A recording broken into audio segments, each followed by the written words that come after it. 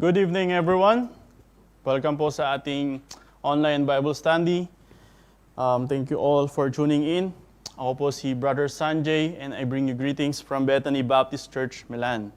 Isang privilege na tumayo at ibahagi ang salita ng Panginoon at itaas at magbigay kapurihan lamang sa Panginoon. Ngayong gabi, ang ating pong babasahin ay makikita natin sa book or epistle of Galatians. Again, in Galatians 6, let's open our Bible in Galatians 6, verse 7 to 10. Ayan po ang ating pagbubulay-bulayan ngayong hapong ito. Simulan na po natin. Galatians 6, verse 7, Be not deceived, God is not mocked. For whatsoever a man soweth, that shall he also reap. For he that soweth to his flesh shall of the flesh reap corruption. But he that soweth to the Spirit shall of the Spirit reap life everlasting. And let us not be weary in well-doing. For in due season we shall reap if we faint not. As we have therefore opportunity, let us do good unto all men, especially unto them who are of the household of faith. Let's bow our head, let's pray. Dear God, Heavenly Father, thank you Lord sa hapong ito, Panginoon. Thank you Lord for the privilege na tumayo sa pulpitong ito, Panginoon, upang ibahagi lamang ang inyong salita. Gabayan niyo po ako, Lord. Help me, Lord, na maalala ang aking mga pinag-aralan at ma-share sa mga makikinig. At ito'y maging enlightenment, maging blessing sa aming lahat. Ang pag-aaral ng inyong salita. Linisin po ako, Lord, ng inyong banal na dugo. Kayo po ang kumilos sa maghapong ito at kayo lamang po ang mabigyan ng kapurihan. Maraming salamat, Lord. In Jesus' name we pray. Amen. The epistle of Paul, Apostle Paul, to the churches in Galatia highlights how to live a Christian life. Dito po mababasa natin sa libro sa sulat ni Apostle Pablo sa Galatia, sa churches in Galatia, pinapakita niya o tinuturo niya, binibigyan niya ng diin kung ano yung mga kailangan matutunan o kung ano ba dapat yung pamumuhay bilang mga Kristiyano, bilang mga tagasunod ng ating Panginoon. And that salvation, binigyan din niya rin ang kaligtasan o ang gospel na ang kaligtasan ay hindi sa gawa, hindi sa anumang, walang kadagdagan, kundi by grace and faith alone. Apostle Paul emphasized that we are not justified. Tayo ay hindi nagkaroon ng kaligtasan by the law, by doing the law, but by believing in the finished work of Jesus Christ. Now that we are justified by Jesus Christ, we should not be found in the works of iniquity, because our Lord Jesus Christ is not the author of sin. Kung totoo tayong nasa kay Kristo na, dapat hindi na daw tayo nakikita sa anumang kamalian o kasalanan, dahil ang ating Panginoong Hesukristo ay hindi ang author ng kasalanan. We are now crucified with Christ, living by faith of the Son of God. Being that we are now redeemed, tayo ay tinubos sa curse ng mundong ito, we should not come back to what the Lord Jesus Christ has nailed on the cross. Pinako na ng Panginoon ang ating mga kasalanan sa krus ng Kalbaryo. Apostle Paul also give us the warning about our salvation, that we now have the liberty. Tayo ay meron ng pagkaligtas o di na tayo nakatali sa kasalanan to walk. Meron na tayong kapayapaan na magsilbi kay Hesukristo. As we receive the Spirit by hearing the Word of God, we should obey. Tayo ay dapat sumunod sa katotohanan ng ating tagapagligtas na si Hesukristo. I want to ask as Christians, now that we know the truth and the Word of God, now that we are redeemed by His precious blood that shed on the cross and adopted as children of God, do we still desire to be in bondage again? Apostle Paul, tinatanong niya ulit yung mga Kristiyano sa Galatia. Tayo ay meron ng katotohanan, hawak na natin yung katotohanan. Alam na natin, tinuro na sa atin ang katotohanan. Tinubos na tayo ng banal na dugo ng ating tagapagligtas sa krus ng Kalbaryo. Meron pa rin ba daw tayong desire na bumalik sa pagkakatali sa kasalanan?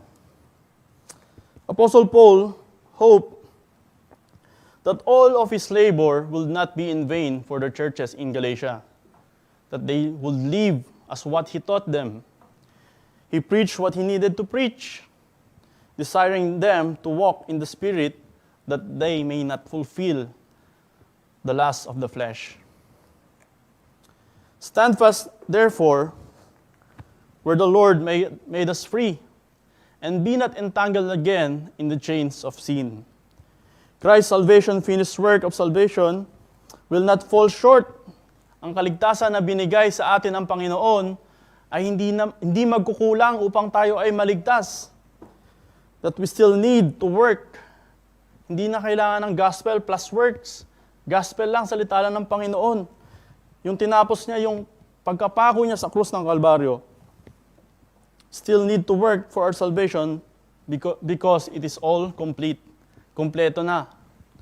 We should use the liberty to love one another and not to use it for the flesh. Yung binigay sa ating kaligtasan ng Panginoon ay dapat daw ginagamit natin sa pagmahal natin sa mga kapwa natin, mananampalataya, at sa mga taong nakapaligid sa atin. At hindi gamitin ito para sa laman. We are newborn in the Spirit and should not have the desire for the flesh. For the flesh and spirit are contrary to each other. If we profess that we are now born again in spirit, dapat di na sa atin nakikita kung ano yung ginagawa ng laman. Because this two is contrary. Para tong itim at puti na hindi pwedeng pagsamahin. Darkness and light na hindi pwedeng magsama. That is the summary of Galatians chapter 1 to 5. Tonight, we will study what Apostle Paul wants us to learn about the absolute in our life as Christian. He discussed the truths and laws that our world has. Tinuturo dito ni Apostle Paul yung katotohanan na meron din sa mundo natin mismo. Let me preach this lesson I entitled, Living by God's Firm Foundation. Again, living by God's firm foundation. Namumuhay sa katotohanan na tinatag ng Panginoon o ng Diyos. Apostle Paul discusses all these things on what and how we Christians should be and give us these unchanging principles of God. Ngayong gabi, pag-uusapan natin yung 4 na matututunan natin sa binasa natin na hindi mababagong prinsipyo o katotohanan or doctrines or law, truth about God or of God. Sa ating first point, mababasa natin dito ang kanyang absolute divinity o ang kanyang hindi nagbabagong pagkaka-Diyos o pagka-Diyos. In Galatians 6:7, sabi po dito, Be not deceived, God is not mocked. For whatsoever a man soweth, that shall he also reap. Be not deceived, God is not mocked. Kung ano ang tanim ng tao, ay siya rin niyang aanihin. Deceive, derived from the Greek word planao, means to cause to astray, to lead astray, to lead aside from the right way. Kumbaga, tumataliwas sa katotohanan na binahagi ni Apostle Pablo. To lead away from the truth, to lead into error, to deceive, to be led aside from the path of virtue, to go astray or to sin. makikita natin sa introduction na hanggang chapter 1 to 5, pinapakita ni Apostle Pablo kung ano yung kailangan o ano yung katotohanan bilang mga Kristiyano. And he warns the Galatian people na be not deceived. God is not mocked. Huwag tayong mag-fall away sa katotohanan. Huwag tayong mag-wander o huwag tayong maghanap ng ibang katotohanan. Dahil ang Diyos ay hindi fool. Apostle Paul warned us to not fall astray, to not walk away from the truth, and not to walk in error. We have the Word of God. Binigay sa atin ang salita ng Panginoon. We study the Word of God. Kailangan natin inaaral. Ngayong gabi, ito po yung ginagawa natin, inaaral natin yung salita ng Panginoon. We are taught. Kung nakikinig po kayo ngayon, may matututunan kayo sa salita ng Panginoon. Therefore, we must listen and abide in it. Di lang dapat tayo nakikinig. We should not be all hearers only, but doers also. Being deceived does not always come from Satan. Yung pag-alis natin sa katotohanan o pag-fall sa kasalanan ay hindi lahat galing kay Satan. We can deceive ourselves also because we are still in the flesh. Ito yung mahirap na pag nagkakasala tayo, sinisisi natin lagi kay Satan. Pag nagpo-fall tayo sa kasalanan, sinisisi natin lagi sa Diablo o kay Satanas. Pero dapat natin maintindihan na tayo ay habang nandito sa laman, dahil sa ating sarili mismo, tayo ay nahuhulog sa kasalanan. Even though we are now the children of God, we are still capable of error and sin. Kahit tayo ay mga anak na ng Panginoong Hesukristo o ng Diyos, tayo ay may kakayanan pa rin na mahulog sa kasalanan. Dahil sa atin, dahil nasa laman pa rin tayo. That's why we should not be confident sa ating mga sarili at maging mapagmataas sa ibang tao na nahulog sa kasalanan. Dahil hindi natin alam, anytime, pwede rin mangyari sa atin yon. Pero, sabi ni Apostle Pablo in Galatians 6:1, Brethren, if a man be overtaken in a fault, ye which are spiritual, kayong mga banal or spiritual, restore such one in the spirit of meekness. Tayo dapat na, kung kayo ay spiritual, tayo dapat yung nagtataas sa kapwa natin, kapatiran, na nahulog o nag-fall sa kasalanan. We should help him to be restored in the spirit of humbleness or meekness. Sabi ko dito, tayo rin mismo, di lang si Satan ang dahilan ng ating pag-fall away o fall stray. Kundi tayo rin mismo sa sarili natin dahil we're still in the flesh. In Jeremiah 17:9, the heart is deceitful above all things and desperately wicked. Who can know it? Ulitin ko po, the heart is deceitful above all things and desperately wicked. Who can know it? Our heart, ang ating feelings, always misleading to the Word of God. Ang ating puso, ang ating feelings. Kaya minsan dapat every time we hear the Word of God, pinagpipray natin na magkaroon tayo ng teachable heart, na bigyan tayo ng puso na makikinig sa salita ng Panginoon, susunod sa salita ng Panginoon. Dahil minsan, may mga salita na nagiging offensive sa atin, pero we need to follow what the Lord command. That's why we should be checked. Kailangan natin check natin lagi yung puso natin. Sunday upon Sunday, every time we hear, makikinig sa OBS, sa Gospel Hour, midweek, check natin yung puso natin. For what is abundant in our heart, that will come out to our lips. For the abundance of the heart, the mouth speaketh. Kung ano yung nalalaman ng ating puso, ay yung binibigkas natin o lumalabas sa ating sarili, nagmamanifest sa ating pinoprofess. If ang ating puso ay puno ng pagmamahal, puno ng salita ng Panginoon, puno ng katotohanan ng salita ng Panginoon, ito yung lalabas, ito yung magmamanifest sa ating sarili. Kaya kailangan natin i-guard ang ating mga puso. Kailangan natin punuin ng salita ng Panginoon, ng commandments of God. Naggayon pa man, ito ang lalabas sa atin. In Proverbs 14:12, there is a way which seemeth right unto man, unto a man, but the end thereof are the ways of death. We have this deceiving power in our own self, in our sinful flesh, where we Christians think that what we are doing, especially in our walk to Christ, is right. May mga bagay tayo na iniisip natin sa tingin natin tama. Pero hindi natin nakikita na mali pala. Dahil hindi natin chine-check kung ano ba yung tama sa harapan ng Panginoon. But in reality, is the way of destruction or death. There is a way which seemeth right unto men, but the end thereof are the ways of death. Sabi dito in Galatians 6:7 again, be not deceived. God is not mocked. For whatsoever a man soweth, that shall he also reap. Apostle Paul tells us Christian, we cannot outsmart, insult, or outwit God. Hindi natin magugulangan, in short, ang Panginoon. God is not fool or ignorant, nor ignorant.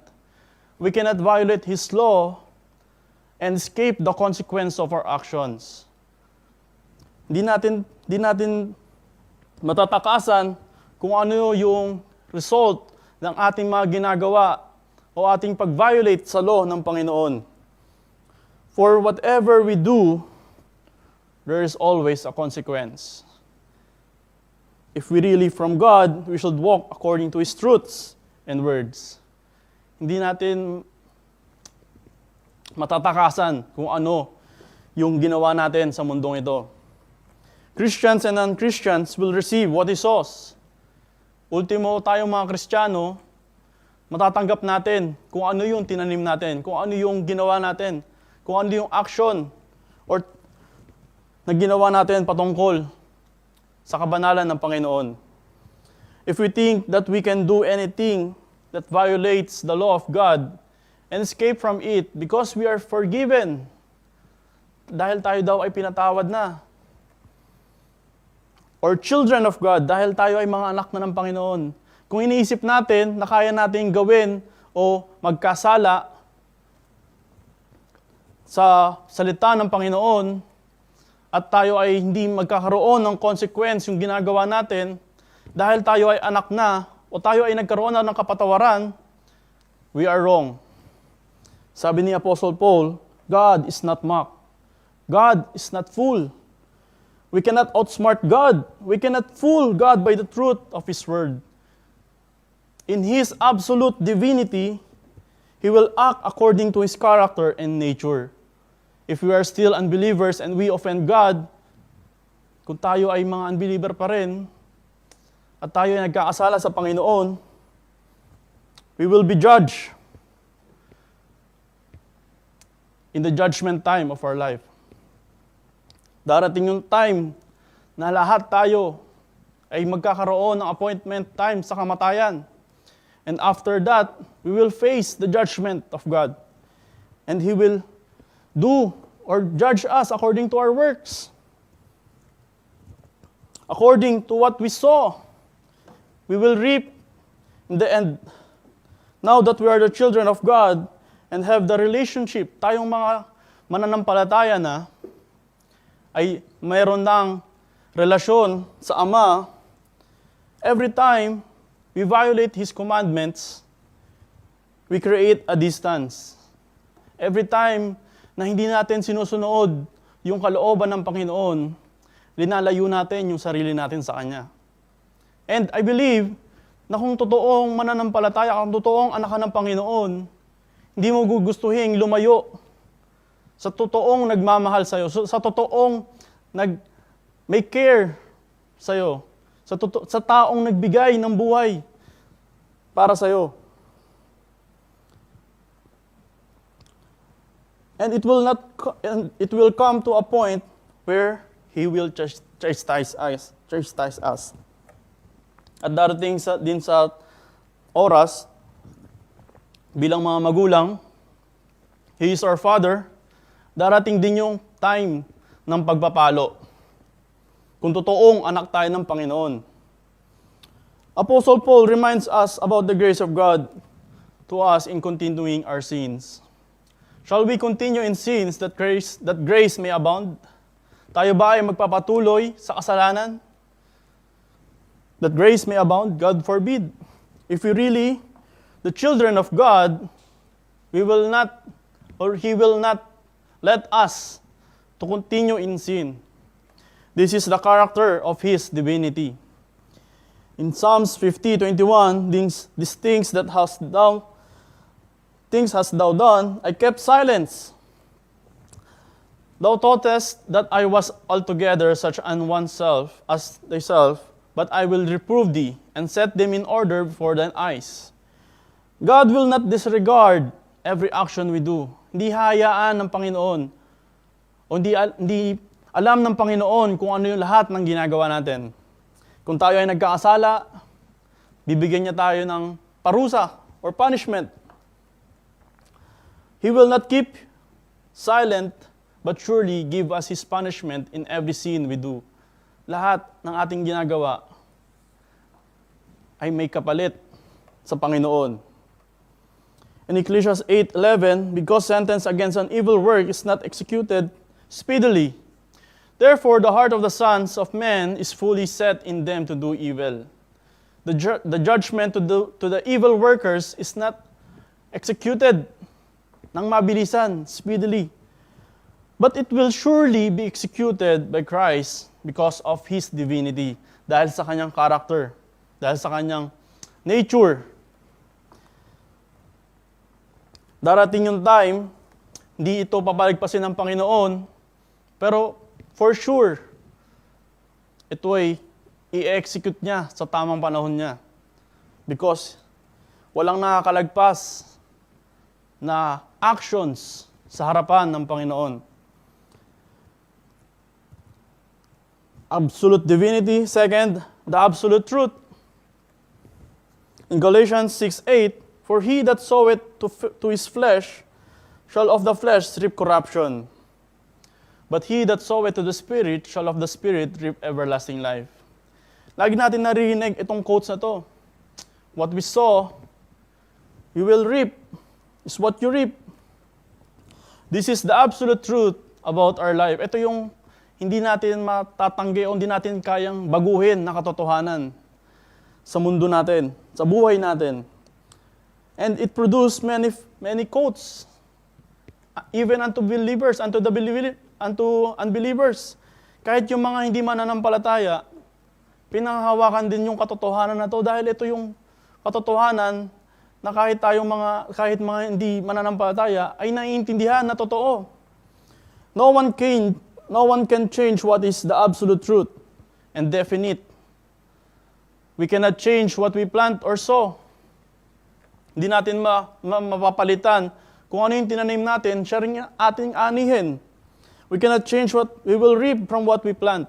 Kung tayo ay nagtanim ng ganitong halaman o ng ganitong butil, ay ganoon din yung aanihin natin. Galatians 6:8, for he that soweth to his flesh shall of the flesh reap corruption, but he that soweth to the Spirit shall of the Spirit reap everlasting life. Corruption, derived from the Greek word Torah, means perishing, destruction. In the Christian sense, eternal misery in hell. Walang hanggang pagdurusa sa dagat-dagatang apoy. Ito yung pinapakita o sinasabi ni Apostle Paul. Kung ano yung tananim mo, siya ring aanihin mo. Kung nagtanim ka sa laman, ito yung aanihin mo. If you reap or sow in the flesh, you will reap corruption. Sowing to the flesh will only reap corruption. It will only produce discouragement. Kaya makikita natin yung minsan mga tao, meron na silang lahat. Meron na silang mga material na bagay. Halos kumpleto na sila ng kagamitan. Lahat na ng gusto nila, meron pa rin. Pero may kulang pa rin sa mga sarili nila. Nararamdaman pa rin nila yung discouragement, depression, corruption, unhappiness, unsatisfaction. At ito yung pinakamahirap, na magkaroon sila ng eternal na pagdurusa sa dagat-dagatang apoy. O eternal na separation sa grasya at habag ng Panginoon. At pagmamahal ng Panginoon. Even tayong mga Kristiyano, na pag tayo ay nagtatanim sa laman, kung gumagawa pa rin tayo ng kasalanan, ito yung mararamdaman natin. Kaya minsan, mararamdaman natin yung gantong mga feelings, depression, corruption, breakdown, sadness, unhappiness, kasi nagtatanim tayo sa laman, hindi tayo nagtatanim sa spiritual na bagay o sa mga spiritual na bagay o sa Panginoon. Romans 6:23, for the wages of sin, the cause and effect, dahil sa ating kasalanan, for the wages, ang kabayaran ng kasalanan, ay kamatayan. But the gift of God is eternal life through Jesus Christ our Lord. Man's sinful actions lead to spiritual death and eternal.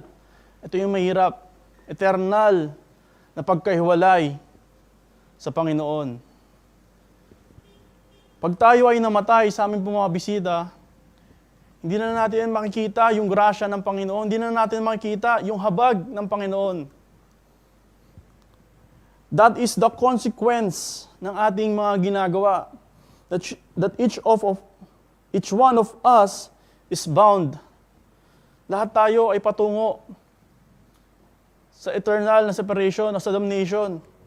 Pero hindi dahil sa ginawa ng ating Panginoong Hesus Kristo sa krus ng Kalbaryo, ay lahat tayo patungo doon.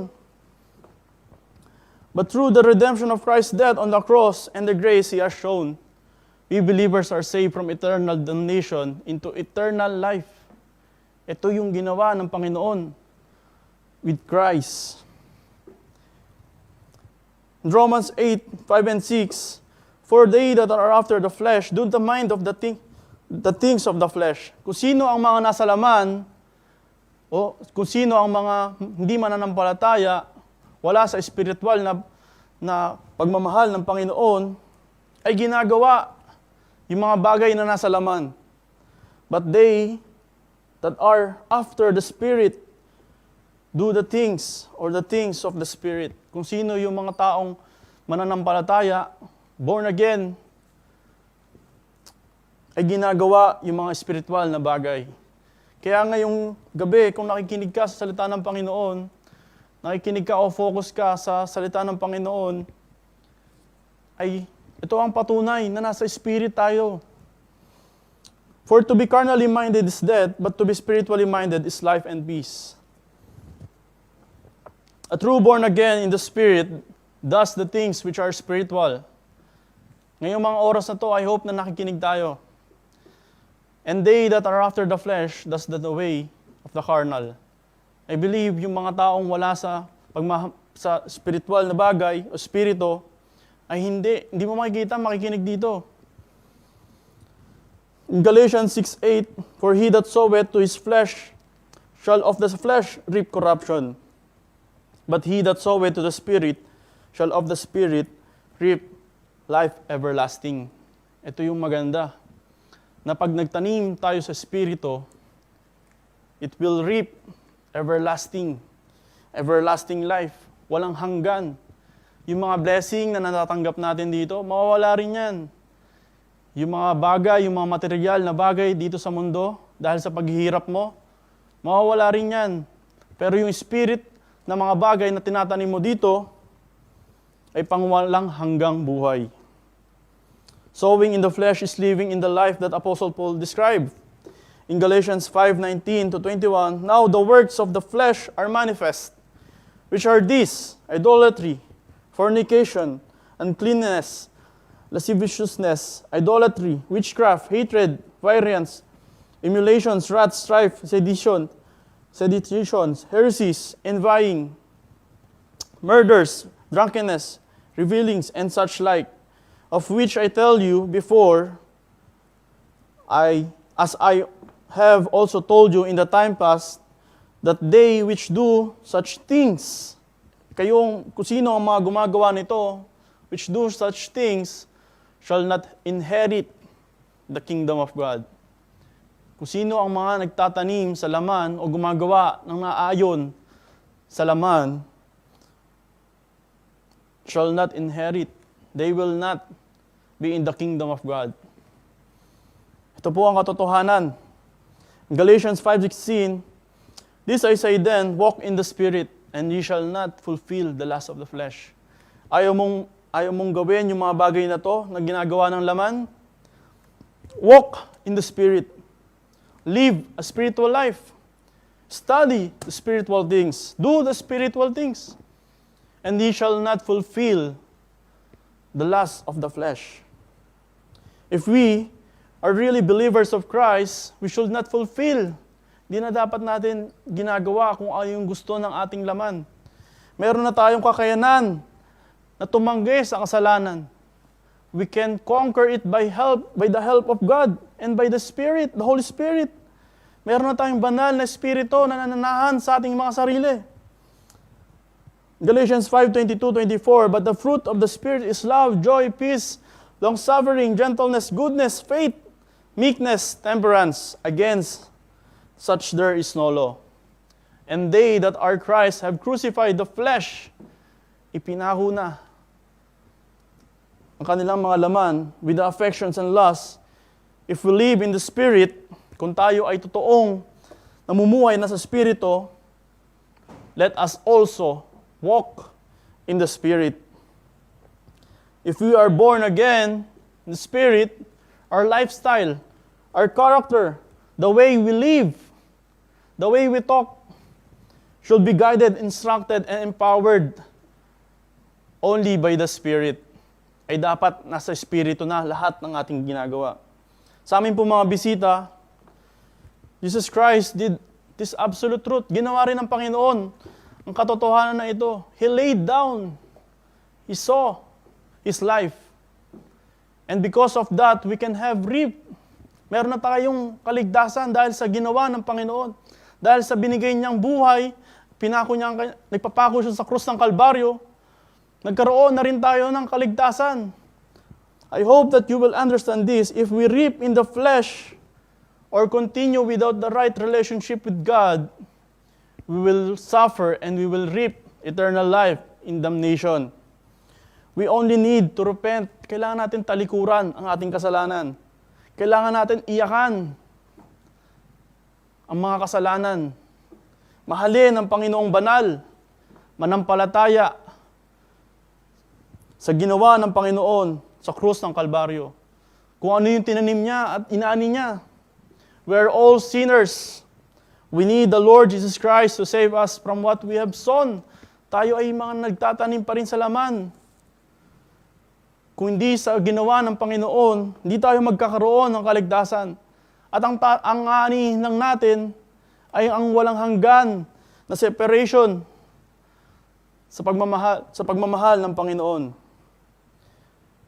The Lord Jesus Christ to save us from what we have sown in our life, because without Him, we will receive the consequence. Yung puot ng Panginoon ang dapat natin maranasan. Pero dahil sa Kanyang ginawa, yung pagmamahal, yung eternal na buhay, yung pagkaroon ng liberty sa kasalanan, ay yung binigay niya sa atin.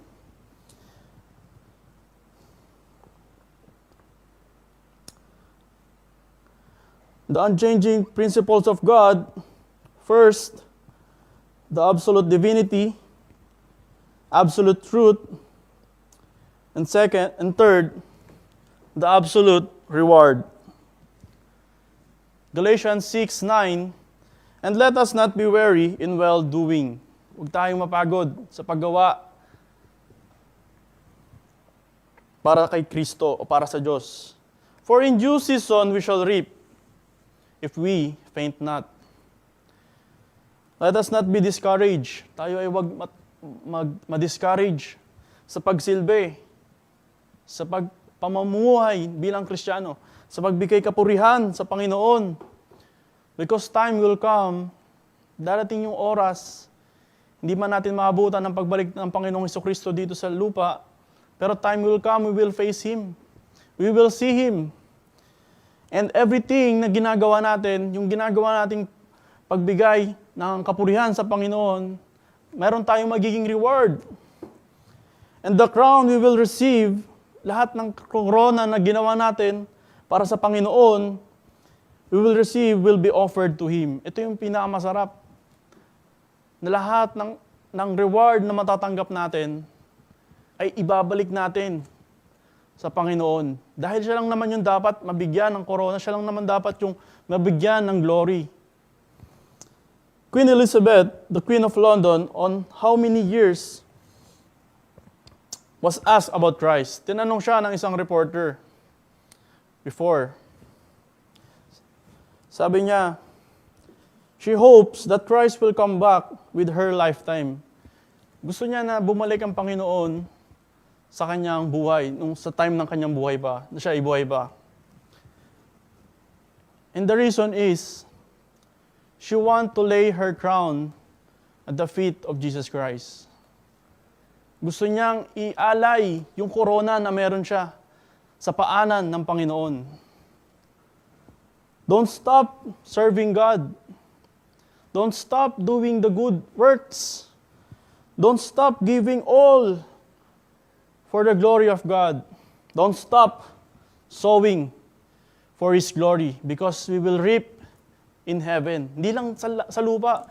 Hindi lang yung blessing sa lupa ang dapat tinitingnan mo, kung hindi yung blessing na makikita natin ng Panginoong Jesucristo. That one day, in the right time, like a farmer, pinapakita dito, di ba, yung pagtatanim. Pinapakita dito yung, pinipicture out dito yung isang farmer who saw his life, in his life, na nagtatanim lang siya ng kanyang mga pananim. Darating yung araw, he will reap the fruits of his labor. As long he doesn't stop working. Ang pagtatanim, hindi lang siya one day, one week, 1 month. May mga farmer na 1 taon bago umani. Kaya every time na pag nagtanim tayo, hindi lang yun isang one time sa ating buhay, kundi patuloy hanggang ito'y mamunga, ito'y anihin natin.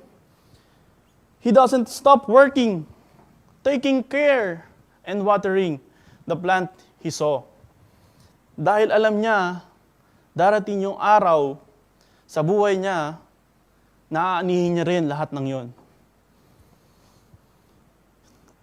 In 2 John 8 and 9, look to yourselves, that we lost not those things which we have wrought, but that we receive a full reward. Tingnan niyo yung mga bagay na hindi naman, lose not those things which you have wrought, but the things, tingnan niyo, i-look forward niyo yung marireceive niyo.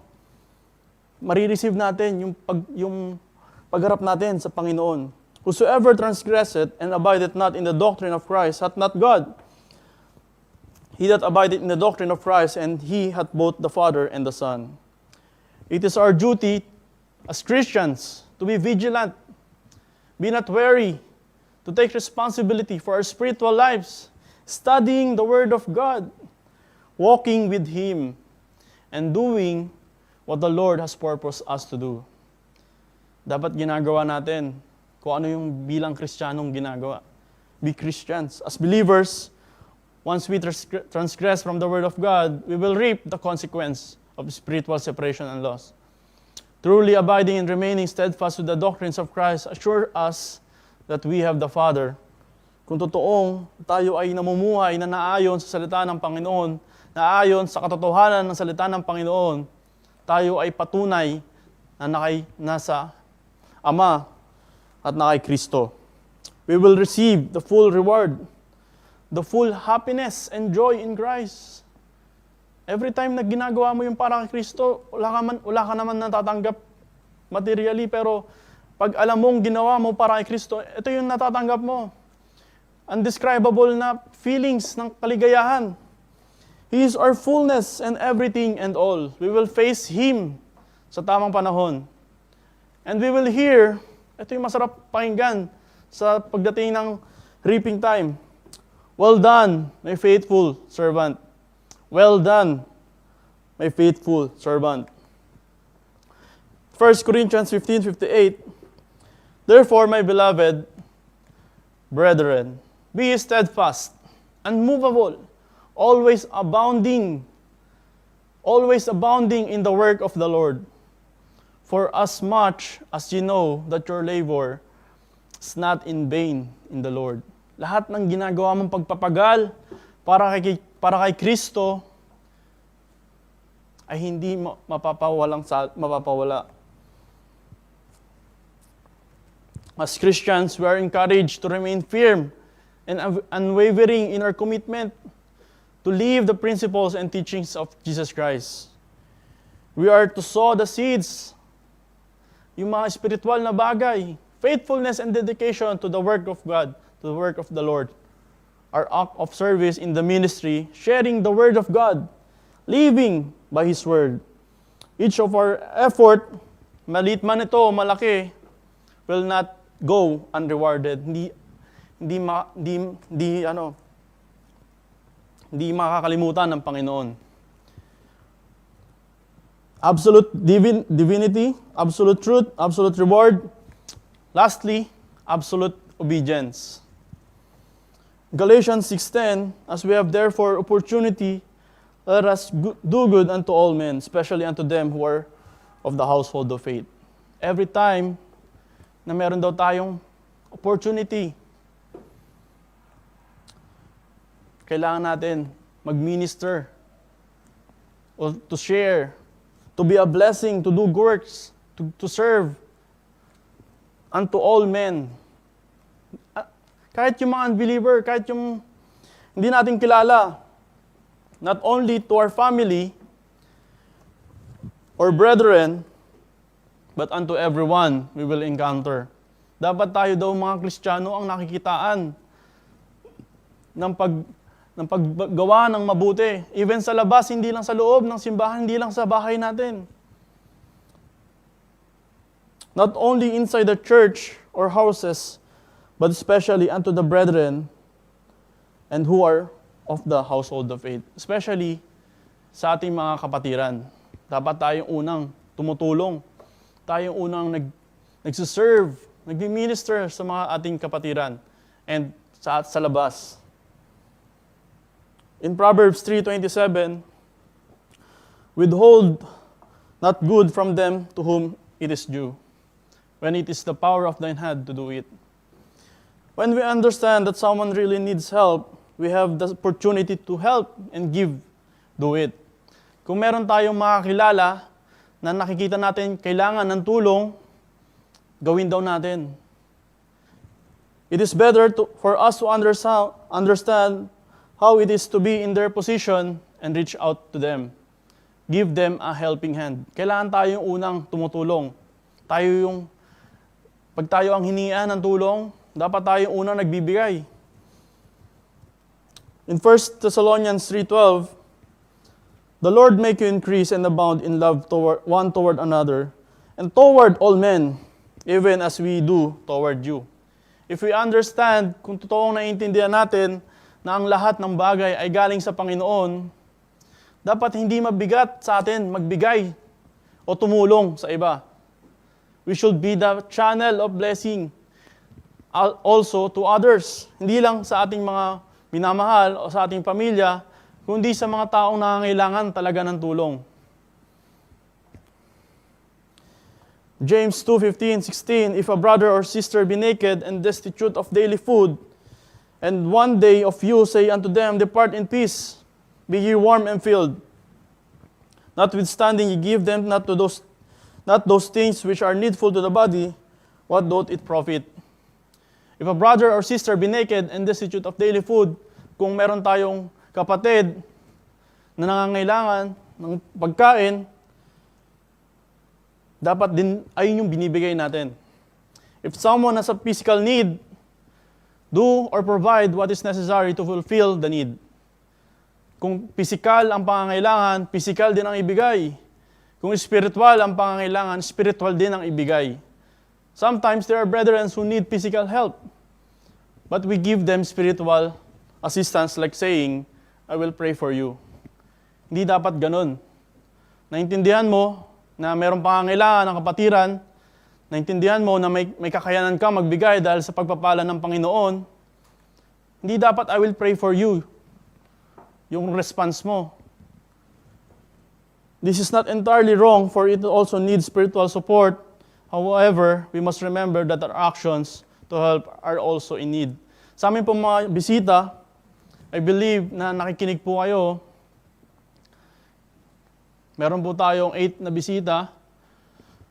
Si Remla Mabingla Lonan, Evangelist Silos, Michael Roland, Donald Potter, Ziermer, Gloria Apaling, Josephine De Guzman, and Vilma Pagaduan.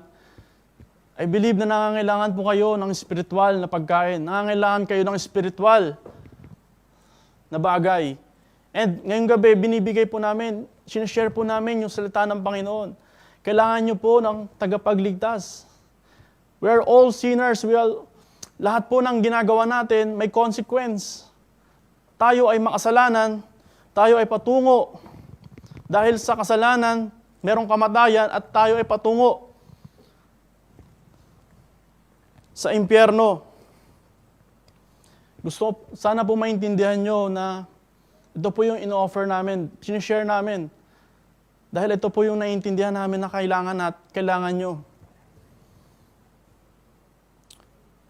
Ito yung mahirap sa mga kapatiran na lagi mong narinig na may blessing. Pero hindi mo naman maramdaman. Pag linapitan mo, nawawala ng blessing. Nagiging spiritual pa dahil ipagpipray ka na lang daw. Hindi dapat ganito yung action nating mga Kristiyano.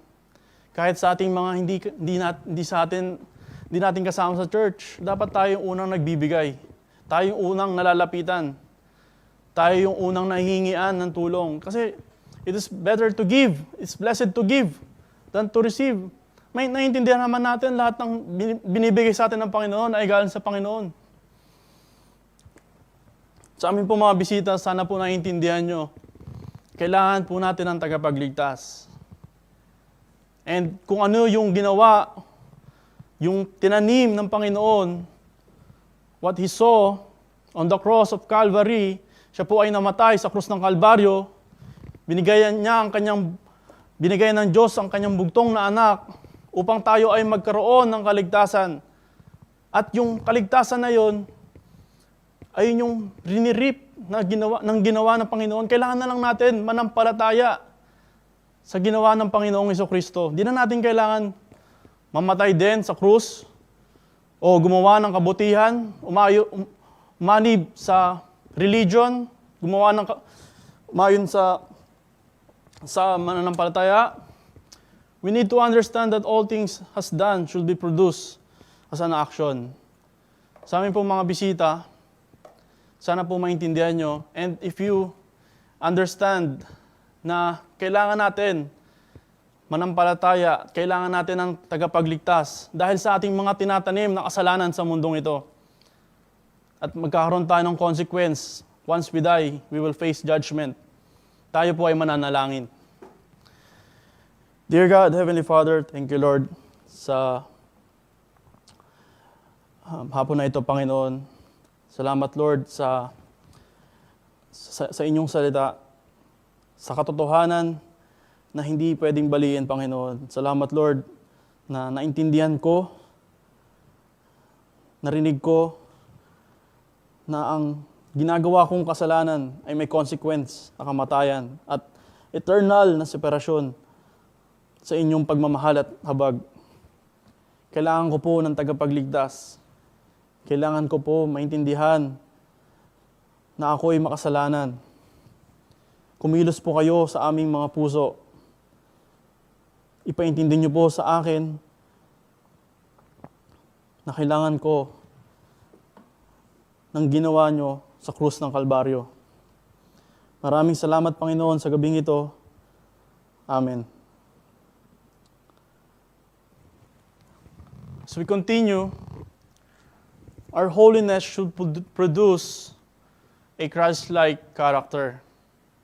Ang ating kabanalan o ating pagsunod sa salita ng Panginoon ay dapat magkaroon ng pagkatulad o pagkawangis kay Hesukristo. That doesn't think only of himself, na hindi nagiging selfish. Dapat tayo ay mas nagiging mapagbigay. Mas iniisip natin yung iba. Mas iniisip natin yung mga nasa paligid natin kaysa sa sarili natin. Mas pinagdadasal natin yung mga taong nasa paligid natin. Tinutulungan, pinagsisilbihan. Especially on our spiritual family, sa ating mga kapatid sa pananampalataya. Sa ating conclusion, to end this message, I hope and pray that we have understood that living out the Christian faith is centered on the framework of four principles of God. The absolute divinity, ang kanyang pagka-Diyos. Hindi natin pwedeng baguhin o ma-outsmart ang pagiging Diyos ng Panginoon. Absolute truth, hindi natin pwedeng baguhin ang katotohanan. The cause and effect, the absolute reward. Lahat ng ginagawa nating pagpapagal, we will receive reward. And we will lay the crowns we will receive at His feet. Kung nagtanim tayo sa laman, aani tayo ng destruction. Pero pag nagtanim tayo sa Espiritu, tayo ay aani ng eternal na buhay o ng mga eternal na blessing. And lastly, absolute obedience. Dahil tayo ay mga mananampalataya na ang pagpapatunay na tayo ay totoong mananampalataya ay ang pagsunod sa kautusan ng Panginoon. As we Christians, we must recognize and abide by the unchanging principles of Christ, that we may able to remain steadfast in our commitment to live by His Word. Kailangan natin maintindihan na itong mga unchangeable principles ni Kristo ay dapat nagiging reason para tayo ay maging unmovable, steadfast, mag-remain, maging committed, mamuhay sa salita ng Panginoon. Fleeing from the works of the flesh. Tumakas o tumakbo sa kasalanan, umalis sa kasalanan. And continually sowing seeds of righteousness. Patuloy na nagtatanim ng katuwiran sa ating mga minamahal o para kay Kristo. Let us all be reminded that each of our actions have equivalent consequence. Lahat ng ginagawa natin sa mundong ito ay merong equivalent o kapalit na consequence. It may be a reward or judgment. May we all be diligent every day in our spiritual life, walking in full obedience to the Word of God and His doctrines. We are redeemed. Tayo ay tinubos na ng Panginoon. Meron na tayong kakayanan lumakad sa katuwiran ng ating Panginoong Hesukristo. There's no other gospel. Di na natin kayang dagdagan, di na natin dapat bawasan ang salita ng ang kaligtasan o magandang balita ng Panginoon. It is only the gospel of Christ has the power to justify us sa ating mga kasalanan. Therefore, we must live a life that is pleasing. Kung ano lang dapat, yung kaayon-ayon o katanggap-tanggap sa Panginoong Hesukristo o sa ating Panginoong banal. Staying faithful, tayo ay dapat maging matapat no matter the cost. Ano man ang maging kapalit nito. Persecute tayo, stay faithful. Nahihirapan tayo sa buhay, stay faithful. May mga nadadanas tayo, nakahirapan, pagsubok, Stay faithful, no matter the cost. For our labor for the Lord is not in vain. Lahat ng pagpapagal, lahat ng ginagawa natin para sa Diyos, para kay Kristo, Jesus, ay hindi mababaliwala. We will face Him, and that is the exciting part, the most reward na makakuha natin. Haharap tayo sa Panginoong Hesukristo. At makikita sa atin ng Diyos ang dugo na dinanak ng ating banal na tagapagligtas. We are redeemed. Therefore, we must live a life that is pleasing to Him, staying faithful no matter the cost, for our labor for the Lord is not in vain. Only by God's grace and mercy. Ako po si Brother Sanjay, and maraming salamat po. Praise God po. I hope na may natanim kaming spiritual na bagay sa inyong mga puso. At ito'y magkaroon ng bunga na walang hanggan. Again, maraming salamat po sa ating lahat. Dear God, Heavenly Father, thank you Lord for this night. Thank you Lord for allowing me, Panginoon, na magtanim sa bawat isa. I know na darating yung time, we will reap if we faint not. Help us Lord to be unmovable, steadfast, and abounding in your works, Panginoon. Nagpipray ko rin po ang mga nakikinig sa aming mga bisita, sa mga nag-profess, work on them, Panginoon. Kayo po ang kumilos sa kanilang mga puso, buhay. Kayo po ang magligtas sa kanila, Panginoon. Maraming salamat again sa gabing ito, Panginoon. Sa iyo lamang po ang kapurihan. Amen. Maraming salamat po sa lahat po nag-tune in. And good night po.